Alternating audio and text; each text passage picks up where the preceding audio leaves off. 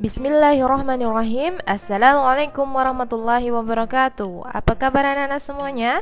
Semoga anak-anak semua dalam keadaan sehat dan selalu semangat untuk belajar. Seperti biasa, kita baca doa belajar terlebih dahulu. Bismillahirrahmanirrahim.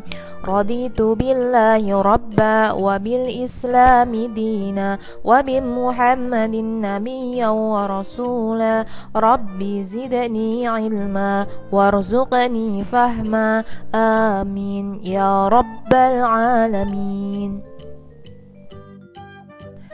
Anak-anakku, hari ini kita akan belajar tema 8, subtema 1, pembelajaran 1 dan 2. Mari kita mulai. Anak-anak semuanya, di tema sebelumnya kita sudah belajar tentang gaya. Nah, masih ingat apakah itu gaya? Nah, gaya itu merupakan kekuatan yang mengakibatkan benda yang dikenainya dapat mengalami gerak, perubahan kedudukan, ataupun perubahan bentuk. Nah, gaya juga dapat diartikan sebagai tarikan atau dorongan yang dapat memengaruhi keadaan suatu benda. Nah, kemarin kita juga sudah belajar macam-macam gaya itu apa saja. Pertama ada gaya gesek, kemudian gaya magnet, gaya pegas, gaya listrik, gaya otot, dan gaya gravitasi.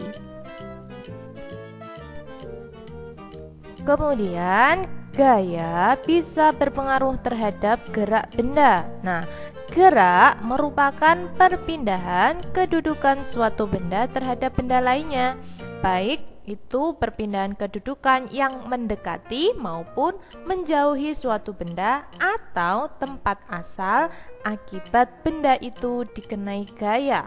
Nah, untuk lebih jelasnya, mari kita lakukan langkah kegiatan berikut.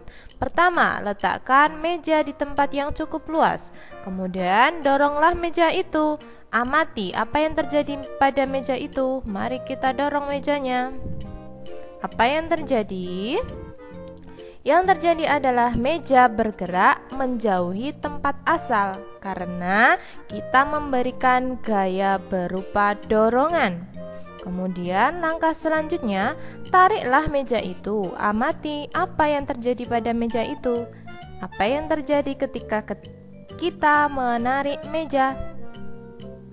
Apakah yang terjadi? Yang terjadi adalah meja bergerak mendekati tempat asal karena kita memberikan gaya berupa gaya tarikan.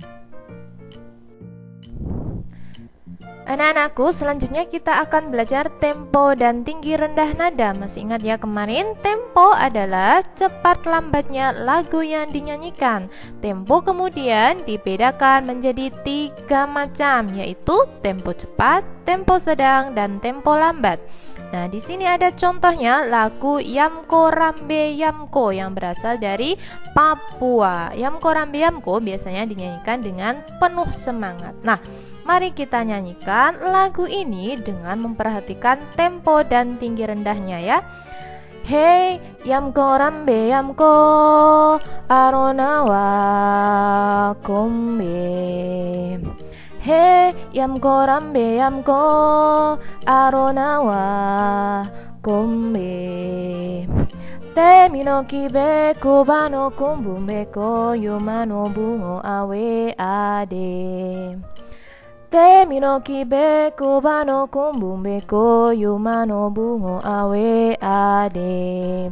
Honke honke honke riro honke jombe jombe riro.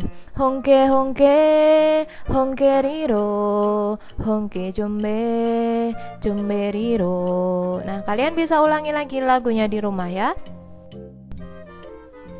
Selanjutnya anak-anakku, kita akan belajar tentang jenis cerita fiksi. Kemarin kalian sudah belajar tentang cerita fiksi. Cerita fiksi adalah cerita imajinatif atau cerita yang tidak nyata. Nah, sekarang kita akan belajar jenis-jenis cerita fiksi. Apa saja jenisnya? Cerita fiksi dibedakan menjadi cerita rakyat, cerpen, kemudian novel. Yang pertama, kita pelajari dulu jenis cerita fiksi, yaitu cerita rakyat. cerita rakyat kemudian dibedakan lagi menjadi 5. Yang pertama adalah cerita jenaka atau cerita lucu. Cerita jenaka adalah cerita pendek berisi kebodohan atau kecerdikan seseorang dan menimbulkan senyum atau tawa bagi pembaca atau pendengarnya. Contohnya ada Pak Pandir, Pak Belalang, dan Lebay Malang. Kemudian yang kedua ada cerita fiksi mite. Mite adalah cerita yang berhubungan dengan kepercayaan suatu benda, peristiwa gaib, alam gaib, atau yang dipercayai mempunyai kekuatan gaib seperti dewa, peri, dan Tuhan. Contohnya adalah Putri Tunjung Buih dan Putri dari Bambu. Kemudian cerita rakyat yang ketiga adalah fabel. Fabel merupakan jenis dongeng yang menceritakan kehidupan tentang binatang. Jadi tokoh-tokohnya adalah binatang. Contohnya adalah Kancil dengan buaya dan burung bangau. Kemudian yang keempat adalah legenda. Legenda adalah dongeng yang menceritakan tentang asal-usul suatu tempat, seperti wilayah, daerah, atau tempat yang menjadi objek wisata. Contohnya adalah terjadinya Tangkuban Perahu dan Malin Kundang. Kemudian yang kelima adalah saga. Saga adalah cerita atau kisah lama yang menceritakan tentang kepahlawanan dan keberanian tokoh dalam cerita. Contohnya adalah Calon Arang dan Lutung Kasarung. Kemudian jenis cerita fiksi yang selanjutnya, kalau tadi kita belajar tentang cerita rakyat ada 5, kemudian sekarang kita belajar cerpen. Cerpen adalah cerita fiksi yang memaparkan kisah ataupun cerita tentang kehidupan manusia melalui tulisan pendek. Jadi cerpen itu adalah cerita pendek. Cerpen dapat selesai dibaca dalam sekali duduk. Jadi pendek sekali ya. Kemudian contohnya cerpen-cerpen anak pada majalah atau surat kabar. Kemudian yang ketiga ada novel. Nah, novel ini kebalikannya dari cerpen ya. Novel adalah cerita fiksi yang panjang dan mengandung rangkaian cerita kehidupan seseorang dengan orang di sekelilingnya dengan menonjolkan watak setiap tokoh. Contohnya adalah novel berjudul Laskar Pelangi, karyanya Andrea Hirata. Nah, itulah anak-anak beberapa jenis cerita fiksi. Selanjutnya anak-anakku, tugas kalian lengkapilah informasi tentang jenis-jenis karya fiksi di buku paket tema 8 halaman 17 sampai 18.